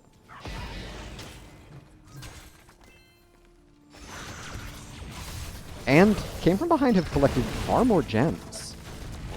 21 to 14. Not entirely sure where all the dropped gems have been for Points Donation Squad. Power slide onto 2. Another couple stacks for the Kel'Thuzad quest. Up to 11 now for Master of the Cold Dark. 31 for Medivh. Alright, level 4. What do we have? What do we have? Eyes in the Dark. Stealth on Disengage for the Greymane. Raven Familiar at level 4. So a little bit more burst damage when going through portals. Neil Peasants for Leoric. Emsky is going to be able to chew through the objective a little bit more quickly with that. A huge wave here in top lane. The wave clear for Kel'Thuzad can be tricky, but The siege damage on buildings is no joke. With whatever that Q is called. Phylactery of Kel'Thuzad at level 4. It's spell power and a respawn?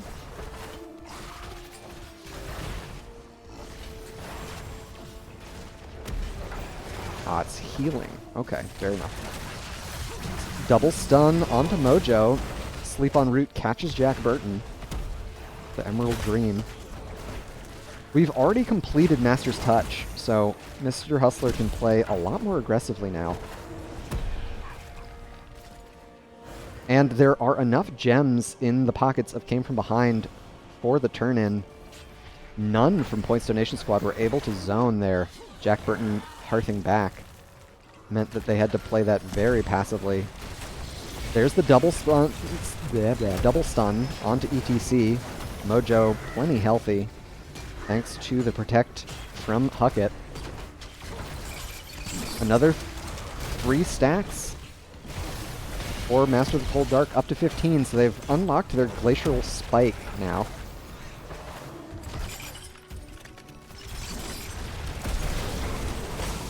But the protected from Mr. Hustler is going to prevent Kel'Thuzad from being altogether too threatening. They're getting through this top web weaver pretty well. It's a 4-hero commitment on both sides. Level 7s in their pockets. Tenacious Roots rather than Nature's Cure. No cleanse of any kind. Interesting. We've also got Arcane Explosion, giving Medivh a little bit of wave clear, actually. Poison Spear at 7 for Sonya, so a fair bit more damage there. Leoric has opted for Drain Momentum. So, likely the intro to an auto-attack build. Heavy Slugs at level 7 for Raynor. Very interesting. And I don't know anything about Kel'Thuzad talents. Chilling Touch. Okay, yeah. Mr. Hustler knows what Points Donation Squad are up to. Gonna get a little cheeky damage with an Arcane Rift. ETC pushed out of top lane. And it's got a double stack of archers, so this is gonna do a lot of damage to the fort. Saber Moon shoving them away. An excellent tool. Both teams neck and neck on experience. Very diligent about the minion waves. A little bit more structure XP for Came From Behind, thanks to their objective push securing the front wall in a couple spots. Greek Freezer getting rotated in on by Saber Moon. There's the Phylactery of Kel'Thuzad complete. Double stun onto Mr. Hustler. They still have protected. I'm pretty sure they still have their portal as well. They're going to portal in onto Jack Burton. Bella Dark Flight's in. Oh, Kel'Thuzad will fall. Up to 19 stacks of Master of the Cold Dark. They'd love to get that completed as soon as possible. And they're not going to spend the Phylactery of Kel'Thuzad to respawn. It seems like they didn't lose too many gems on the side of Points Donation Squad despite those takedowns.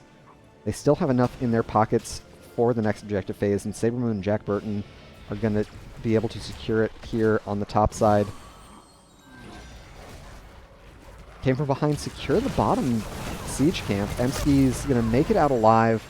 Heroics on both sides. We've got Twilight Dream. Yes, Cursed Bullet, Leyline Seal, Leap, and Mosh. We've got High Five, Frost Nova, Frost Blast, whatever it's called. Mr. Hustler tries for a cheeky Leyline, but they're in way too deep. They're going to fall. Leap still available. Finds one with the but the Entomb does not connect. Bella squeaks out of there. On top side, Fading Cheshi uses the Hyperion, and with the minion wave, they're going to get through the whole fort. A big silence onto Jack Burton. Huckett trying to get the takedown onto the big Beetle boy. Top fort falls. And we've got a rotation down to bottom lane. Robot Wizard getting that slowing auto attack from their level 7. What's the cooldown on Frost Blast? 50 seconds? That's too low. Blizzard, please nerf. So a much more successful first objective phase for the side of Points Donation Squad, securing a whole structure. Mr. Hustler showing the rest of Came From Behind that Points Donation Squad are getting all their gems turned in.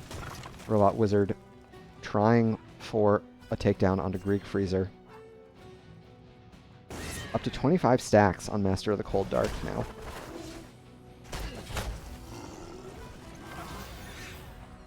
The double support composition from Came From Behind does lack wave clear.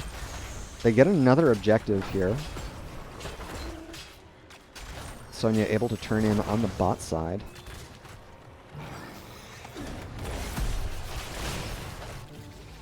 It's a 5-hero commitment from Points Donation Squad. They catch ETC. There's Protected. Leyline catches one. A great unstoppable from Saber Moon. That must have happened before the Leyline as well. So no follow-up CC. The spell armor aura around the Bruiser camp, stopping Kel'Thuzad from taking care of too much of this. And bottom wave, huge. This structure going to take a lot of damage here. Points Donation Squad just around the corner from talent tier parity at level 13. Kel'Thuzad finds the Malfurion. There's the Frost Blast as well. Mojo immediately interrupted by Fading Cheshi's heavy slugs. Emsky found by Bella in the back. They'll portal onto the Leoric. They're chasing deep. Leo has the auto attack build.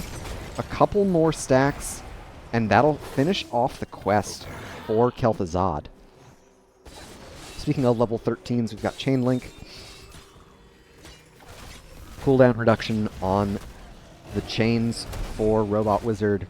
We mentioned the auto attack build from Leoric. Jack Burton rotated on by all from Came From Behind. An excellent unstoppable, but Greek Freezer and Huckett able to secure those takedowns with their heroics. Robot Wizard trying to find one with the chain, but narrowly misses. We've got more cooldown reduction at 13 with Enduring Will for Medivh. More protected more often. Definitely going to help deal with the cooldown reduction arms race that Robot Wizard has opted for with Chain Link at 13. Nature's Swiftness. So Huckett on Malfurion is now zooming. Increases their survivability a fair bit, as well as on the prowl. So Came From Behind, it's going to be much harder for Robot Wizard to snag those heroes.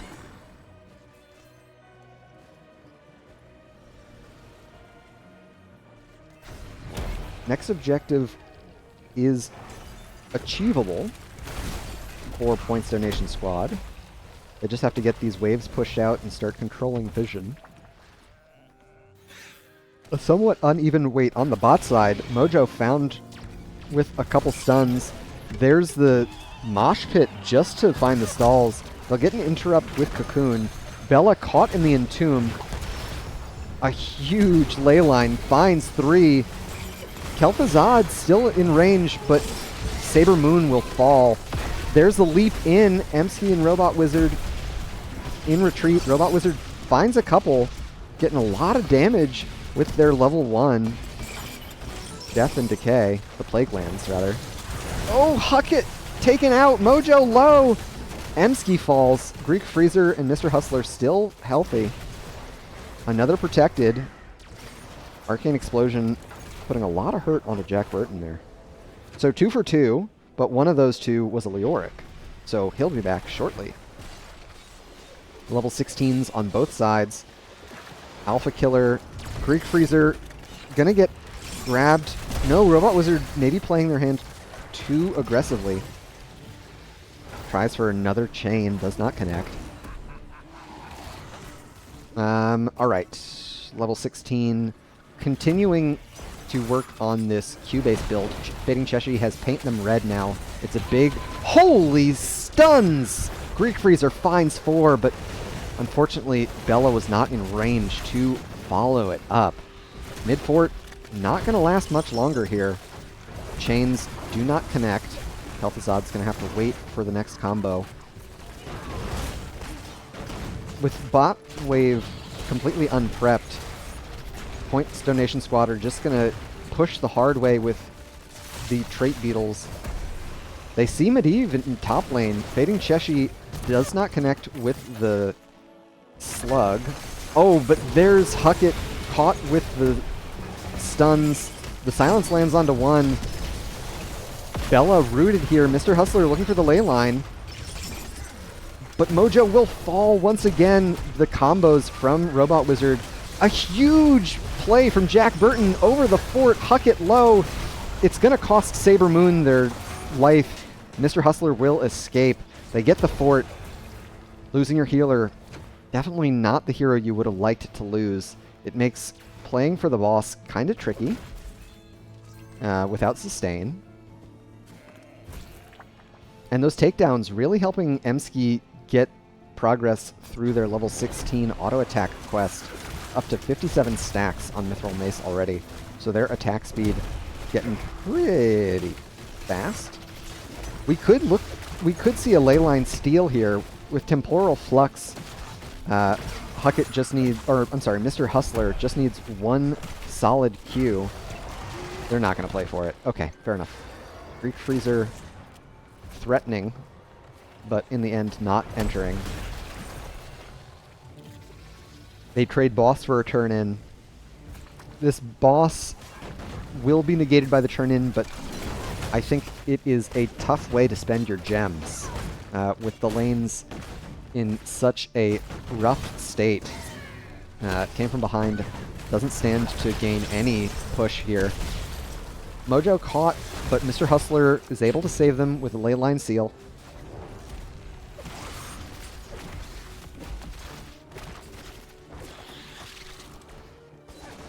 Top Web Weaver still pretty healthy, but it's going to lose HP just for standing around.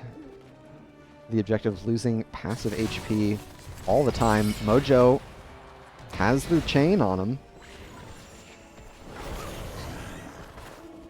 We're neck and neck towards the Storm talent tier. A little bit more takedown XP for the side of Points Donation Squad. Mojo trying to get aggressive with the slide there. Does not connect. Perhaps just looking for a little more cooldown reduction off of Encore that are level 13. The heavy commitment to top lane Web Weaver means that Came From Behind will secure the fort. Mr. Hustler able to keep everyone on Came From Behind safe just by hovering above everyone's heads. Although without Portal Mastery, it's not quite as potent to have the Medivh standing nearby like that. Both teams will trade Bruiser Camps. I'm sorry. I thought we were much closer. Points Donation Squad right around the corner from their Storm talent tier and Came From Behind about a level behind them. So I was completely wrong there. Came From Behind trying to find the fight before the Storm talent tier. Oh my goodness! What was ETC doing down there? He got Frost Blasted. We know that. That's a dead boy. What do we have for level 20s? As Points Donation Squad stand to get another turn in. Hyperion upgrade. Interesting. Cavalry's arrived. Not what I'm familiar with. Mixing Fire for Lucio. The Damned Return, of course. Rewind and Buried Alive. Greek Freezer. Oh, leaps out. Emski unable to connect the silence before the Unstoppable was used. The Damned Return is really where late-game Kel'Thuzad makes their money, of course. They're able to rip through structures at an alarming rate, especially with their level 1 Q talent. Yeah. Oh my gosh, huge ley line. Medivh cheats as well. Mid keep goes down very quickly. Ariat's Crater at level 20. Death Mosh for Mojo. Hyperion will finish off this bottom keep. Top keep in a rough spot as well. There's the chain on the spike, but nothing connected. We've got catapults and a siege camp connected. Jack Burton. Oh my gosh, the Silence Entomb though. What a weird interaction. Greek Freezer's low, Saber Moon low. Saber Moon getting chased down by Bella here. Oh my gosh, and that's a super low Kel'Thuzad as well. They'll find two. Mosh Pit used. Emsky trying to escape. They get rooted. Core shielding has taken damage. Core is starting to take damage now. So Greek Freezer has to go back to deal with these catapults. Still one connected. It's going to get one more shot here, taking the core down to 71%. And the team fight keeps going. Bella chasing onto Robot Wizard here. They'll take him out. Fading Cheshi alone on the battleground. 4 came from behind. They'll cast another Hyperion. They've got slows from Emsky. They've got slows from their Q, but Greek Freezer's on the flank with an Ariat's Crater. Oh my, the stun lands, but the crater doesn't connect. Kind of a bummer. 4 came from behind. But they make the core defense. Once again, we are gearing up for a late game for our third. They're 5 gems away from turn-in. 4 catapults arriving at core. Greek Freezer has to go back to deal with them once again. Medivh will be back far sooner than the other 2 from Points Donation Squad. Some awkward aggro sharing here on the boss. Bella's gonna die if Mojo doesn't step closer.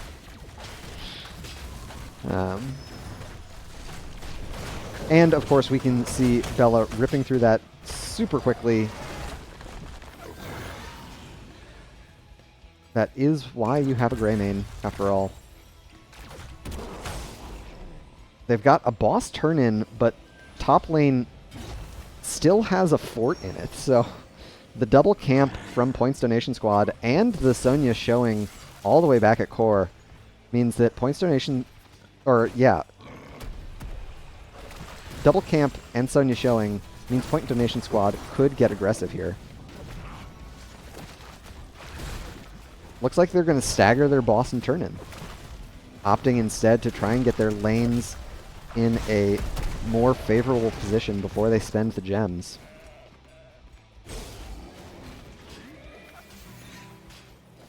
Yeah, Sonya's the one holding all of them, so Greek Freezer able to drop them off there on the bot side. How many catapults is this? Jeez Louise. Core shielding will rebuff that bottom lane push. And now came from behind, have a pretty potent opportunity here in mid with the objective and a spell armor aura. When the primary pain point has been the Kel'Thuzad, the spell armor aura definitely going to help them a lot. Mr. Hustler scaring Points Donation Squad a fair bit, buying a lot of room for Came From Behind to just make free progress here in mid lane. Top Web Weaver already cleaned up. Mid Web Weaver not lasting as long as I think Came From Behind would have hoped. And once again, the slow game is in the favor of the structure-heavy team. Points Donation Squad happy to play this safe, hold hands behind their fort walls, I think the Web Weaver might die before it reaches the keep wall here. And WoW came from behind, commit to the bot lane. Top lane is pushing in favor of Points Donation Squad. It's got 2 catapults behind it already. It's got a 3rd arriving now.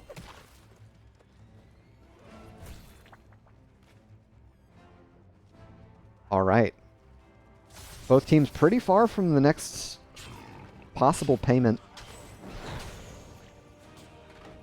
Boss isn't up for another 2.25 minutes. So, yeah, we're just going to watch lots of posturing. Of course, that does benefit came from behind. The Medivh able to keep an eye on Jack Burton's Anubarak all the time is a huge boon for came from behind. They're never going to be caught unawares with the vision that Medivh provides. Could see a leyline steal. I'm not going to play for it. I think that's smart. Risking it all for a siege camp would be a rough one. Mojo coming in deep here. Leyline catches 3 with Medivh cheats. A great cocoon. Greek Freezer once again does not connect with the Ariat's Crater. Silence onto the Malfurion. Hucket's falling low. Sonya's first to fall. Bella low as well. Mr. Hustler and Huckett have to portal out. Huckett portals back in, I think by mistake.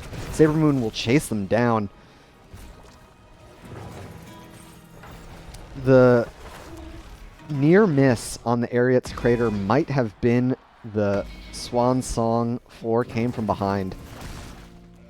They don't have the best wave clear. Bella is probably their best option when it comes to wave clear, but all the same, even with the ley lines, I don't know how long they'll be able to withstand this push. Yeah, Damned Return. Medivh is dead. An interrupt on the Mosh. Emski's connected. And that'll do it for Game 3. Points Donation Squad, the winners after a grueling Games 2 and 3. GG and well played to both of our teams. A strong showing, no doubt. One that both teams can be pretty pleased with. So there you have it. A 35-minute Alterac game, a Kel'Thuzad pick. This series indeed had it all. We can take a look at our post-game stats as well. Even takedowns, but in the end, it was the late-game teamfight wins for Points Donation Squad that was able to secure them the victory. The lack of wave clear came from behind made it very punishing for them to eat objective after objective. Take a look at our talents as well as I try and wrangle a winner's interview here.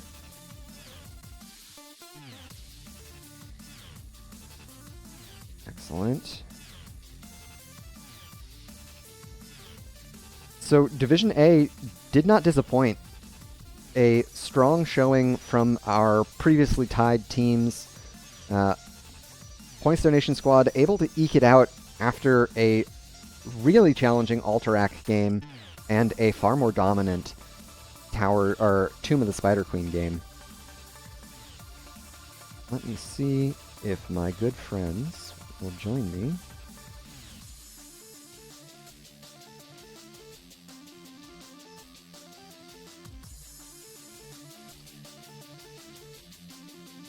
Excellent.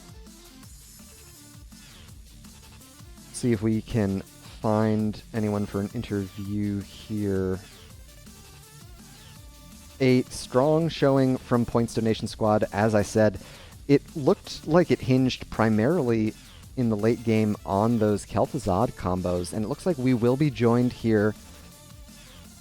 Welcome, GG. How you feeling after the 35-minute Alterac game?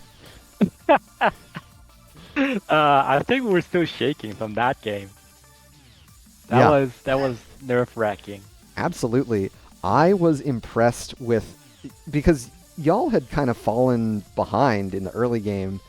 What were comms like during those like late game team fights when you know that you kind of have to win all of them? Like, how do you stay in the game, stay present, stay positive in that time? That's a good question. I think we just kept the comms clean and we're waiting to fight on our terms and we're just being really patient. Just because we lost a couple of buildings, we're like, it's fine, we're still in the game. It was just a lot of positivity. Excellent, excellent. Yeah, I mean, at one point, Saber Moon had to hearth back to stop the core from dying to minions when you guys were bossing. That was insane. Yeah, that yeah. game I was think nuts. at some point, we're doing too much. We're trying to do too much at the same time, but I think it worked out. It definitely did, and honestly, you know, when you're playing from behind, taking those risks, I think makes a lot of sense. The core will regen, so you got there before it hit 0. That was right on time, you know? It worked out. Yeah, I'm sure someone was doing the math. Exactly. Another question about game 2. Robot Wizard dishonorable discharge. That was a misclick, right? Because he always goes Gathering Storm. We used to be on a team together. You're gonna have to ask him. I Okay. think I thought. Oh, yeah. That was the game. He chose W, Yeah. and then he flew in, right? Uh-huh. He got a huge stack. If he was Q, it would have been a huge stack. He instantly regretted taking W. All But right. no, it wasn't a misclick. Okay. I don't know what the plan is, but you know, he's the Faustat expert, so we just let him Absolutely. do what he like. Yeah, we were on a team together a few seasons back. He is an excellent Falstad player for sure. And also, the W build helped you guys chew through those bosses even faster. So it ended up working out for all sorts of reasons. Absolutely. Game 3, a lot more commanding. The Medivh pick, I know that that's something that you have shown thus far in the season. Were you expecting that from Came From Behind? Was that in any of the scouting that you guys had seen?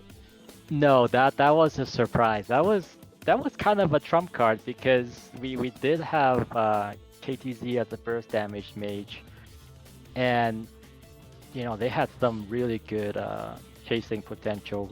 They secure a couple of kills from us from the portal, so it was a really good pick. Yeah, it was really strong. Of course, it did hamper their wave clear a bit, and that on Tomb can be really punishing. You guys were able to get a fort with your first push, I think. And then, of course, you also were scaling really well into the late game. The Damned Return on Kel'Thuzad just chewing through structures. Jack Burton's Anubarak, both games 2 and 3, really doing a lot of heavy lifting there. If you had to think about the difference between Game 1 in the series and Game 3 in the series, what kind of caused such a momentum shift? Because Game 1, it looked very strongly in favor of Came From Behind, but Game 3, it was all Points Donation Squad. Is it learning the enemy team's comfort picks? Is it just getting warmed up?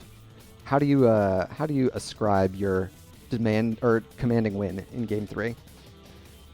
It's a combination of what you said. Yeah, in game 1, we were trying to play too fast, I think, so we weren't doing our combos on our ultimates.